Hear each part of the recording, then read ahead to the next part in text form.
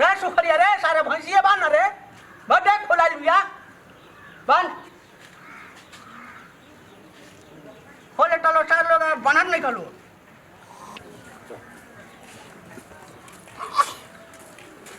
है पोटा बाटा पोट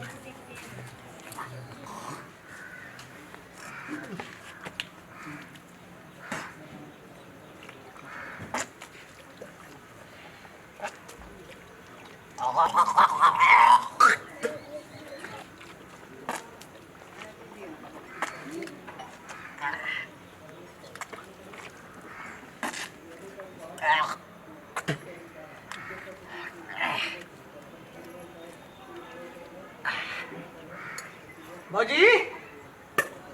बाजी ए बाजी का हो ए खाना न लिया ले आओ दा खाना ले आवा हां इतना जल्दी सुबह सुबह भूख लग गई भूख नहीं लगल कौन कमाई कोई नहीं है कि भूख लग गई दिन भर कार को तनी भूखे नहीं लगल हो आ कौन कार भइल हम तो ना देखनी अब के खेत में से आवतन आई दतुवन करता निकलो को तरा निकलो को तो आ खेतों में कौन काम भइल खेत कोड़त रहनी आ ना निकलवा पैर में हाथ में माटी लगले नहीं क्या खेत कोड़त रहनी है अब इसके धोनी आ लोटा से नहीं खलो को हां दिमाग ठिकान में नहीं रहता है जब पानी डाल दनी तू भात काने देबू काने दे भात अभी तरकारी बनले नहीं खे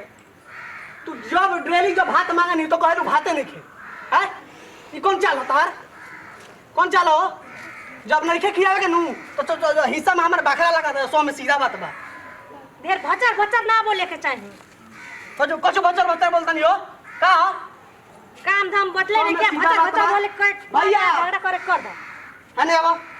का हल्ला कइले बार सुन रे कौन सी हल्ला कइले बरसो सब याद अपना मेरा लुका डिफॉल्टर बोलता री का भइल बलंडर मिस्टेक बता भइल का भइल ना भइल तरा कुछ का भइल सिया अब तू हो करे और तो बोलबो ओकरा से का बोलतन क्या भइल बताइबे तब नु का भइल बोल देख दनी नखरा नखरा देखो नखरा ओई का तारी इनके रात चलो ना हमरा का भगवान दिए तो रोज क्या बड़े बोल रही है बैठे जा ना बैठो बोल ना का भइल कोई खाना देतिया तो का तोरे खाना दी का करते रहते कबो कमाई जात रे ना कमानी क्या कमाइले भैंसिया के तू खियो का तू खियो भैंसिया के हम खियो एगो भैंस खइले सो जाई का खेत में ना कमन का ना कमनी खेत में क्या कमाइले खेते में सब काम तो हम करिए सब खेत हम कोनी हो देखा जा पानी के दोनों जाने के सेटिंग में तू चाहत रह जा एकदम एकरा का पेड़ के हमार हिस्सा बढ़ता जा कैसन हिस्सा रे कौन हिस्सा बोल कोई क्या हिस्सा ना नहीं है कौन कमा ले अबे बाला दे पंच के सीधा फैसला हो जे 100 में सीधा बोला हमार हिस्सा बढ़ क्या जाता करी बताओ क्या करते क्या करी पंच क्या करी हमारा बाटा जा 100 में क्या सीधा चाहिए तोरा बोल हाँ? क्या चाहिए तोरा हमार घड़ारी दे तो दूगो घड़ारी बा एगो घड़ारी तू ले ला एगो हमरा के दे हमें हमरा तनिक जा के हुआ घड़ारी पर बस ठीक बा हम मेरे भैंसिया के भैंसियों में दुआ था लगी हाँ, भैंसियों में लगी हो ए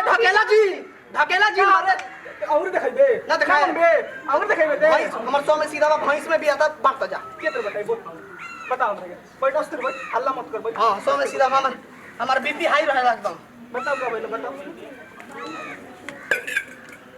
भैंस में आधा बांटता जा के तो बताई बता हैं बताओ के तो बताई के तर चाहता ते का चाहता तू के तर चाहता बोला चाहता है बताओ पूछला मौगी से न हर मौग भइल बड़ा ना कैमरा कर जाओ खड़े हाँ? ना बुझला हम करे नहीं हां ना बुझला करे नहीं था कब मार मैं इज्जत की अबे डिफॉल्टर बता दे ना तनी बुझला कुछ बता बैठ जाओ अस्तर बैठ तोरा के बेर का आदमी अस्तर बैठते हमारा भैंस में बढ़ता आधा का चाहिए ठीक है तू आगे के ले ला हमने पीछे के ले ले हम जा ठीक बा कौन दिक्कत नहीं के हम आगे गेले तनी तू पीछे गेले ला ठीक बा हम पीछे के ले ठीक बा हाँ। आज से झगड़ा ना होई आज समझौता नहीं अपन बनावना का खाए ठीक बा जो ठीक। जो तोरा जौन मन करतो ठीक बा चल सुन जा पंचे तनी का सबके सामने ही फैसला भइल बा अब बिहाना मुंह कर लो त देख ला आज फरियाइए जाई बता दे तनी चिल्लात का तो मैं सीधा बात बा ना बैठे जा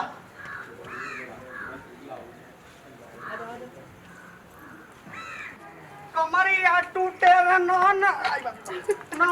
दी पजरिया टूटे का होय मामालिन भुखाइल बनू लाई चापा या कमरिया का टूटे रे नदी पंजरिया टूटे रे नदी लखा तबियत से खैया आई बिहान मिली सब एक दिन खा लू तो बिहान का खैबू घेमड़ा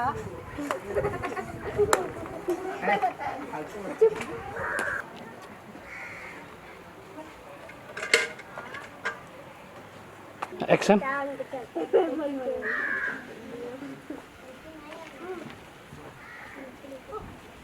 चल काय ना मारता रे काय ना मारे हो काय मारता ना तू आता इंटर काय मारता रा हम अपन हिस्सा का मारते तोहर हिस्सा का मारते ना मन बो आयो हम काय हो ना मन बा हम अपन हिस्सा का मारी चाह कुछ करी तारा से काम अबे अंतर मल पटवा फाड़ दे अरे फाड़ दे बादे मलपट तू राजा यार भाई बड़ा भाई का नहीं रहो चलो छोट नहीं रहो ठीक नु ड्रामा मत करो यहाँ चला ये सुन लो अब डंडा नहीं चका दूध खाई बा हां हम छाटे खियाई तो तेनु करे आ गेला हिस्सा हम मजहुआ के बगल बुझले बड़ा तो हम बुरबा करन दाना बुरबक समझ ले अब तो होशियार हो गए ओए बड़ा नु कहले कि हम आगे के ना तो हमरा दूध चाहिए 100 में सीधा बात बा जो फरिया होता हो जा लेबे क्या लेबे ते कहां ना ले ओए बड़ा बात बोल कितने आगे के लेबे हम पीछे के लेम तो पीछे का तो दूह अब दूह देखा तनी के तरह दूह तो मरबे ते ना मारे हम अपन हिस्सा हम हम अपन हिस्सा मारे तारा से का मतलब दूर लेन तो मरी है काहे मारे करते हमर जो मर्जी तब मारे जो मर्जी तब खिया जो मर्जी तब सुगरा तूर के हबो हम दूर लेन तो मरी गैया कूदती यार निकल तो कर जा मुंह ते हमरा से का मतलब बा ना मन बो ना मन आई हम आयो आई अब फरिया हम बो आई बा आई हम अब बाहर ये उठा के लोग अब फरिया या अरे बा क्या है बा आज मार दे आज हम पीट को छोड़ दे हमरा पकड़ ना तो फाड़ दे आज हमरा पकड़ ना हो पकड़ ना बस पकड़ ना हो तो फाड़ के तो बाजी का भइल किनत नहीं खड़े छोट नहीं बड़ बड़ा बहुत फाड़ दे किनत नहीं खड़े का भइल सुन ले चाचा हां बोलो तू आज फैसला कर दो का भइल भैंस भी आ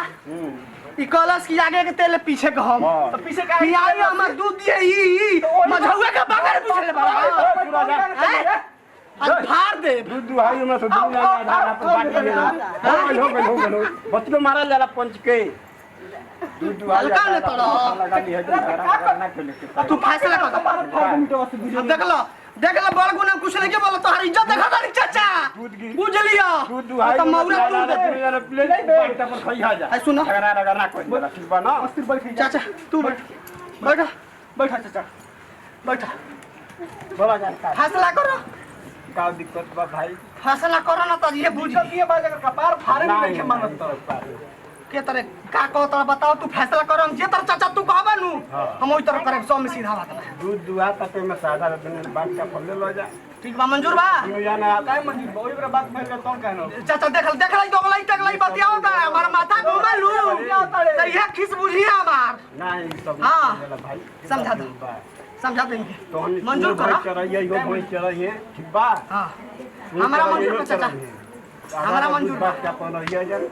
एक को भैंस ये चढ़िए ना हम के तरह चढ़ा तब एक दिन तू चढ़ एक दिन नहीं चढ़ ठीक बा ना हम आधा दिन चढ़ा मैं पूरा दिन चढ़ा ना चाचा ये नाइंसाफी हो जाए नाइंसाफी हो जाएगी ये तो ना इंसाफी हो जाए ई बात चाचा कौन सुना हम कुछ नहीं जाना मर्द सुनो पहले खाली बोलेला ये सब सुना। पंच बैठा के ये सब ना पंच चाचा माना नु चाचा चुप रह छोट बानी हमरो सुनबो बोला हां सेवा पहले बनी त हां तब तू ही बोल नहीं नहीं सेवा पहले को त तार सेवा नहीं छिटले त हम सारा बात जाबाज गर्दन काटबा त को सेवा तार नहीं छिटले काटबा को द कटवा देखो देखि सेवा पहले कटवा दे गर्दन को त तनी कसम खा के बोलबो काय कसम तन अपन मेहरारू को कसम खा के कौन तार सेवा नहीं छिटले मेहरारू कसम हम ये मोर झगड़ा करबो जा हमरा ए चाचा तू फैसला कर दा 100 में सीधा तो हमरा दूध आधा चाहिए बस 2 किलो दूध देवे ले भाई आ 1 किलो ही ले हाँ। 1 किलो हम ली हाँ। एक दिन ही चढ़ाई एक दिन हम चढ़ाई चढ़ाइए ठीक है भैया काय ठीक लिख देख लो तब ये मैंने हम अपने आपस में झगड़ा अच्छा ठीक बड़े बाटे ठीक बाटे ठीक बाटे चल ठीक बनू सुन ले चाचा तोरे सामने बात हाँ, करी एकदम। बा आगे कोनो गड़बड़ ना होके चाहिए आगे फिर हम इतर गड़बड़ हाँ, कर ठीक बा भाइयों ऐसे ना होके चाहिए देखो तो जो चल जो बड़ा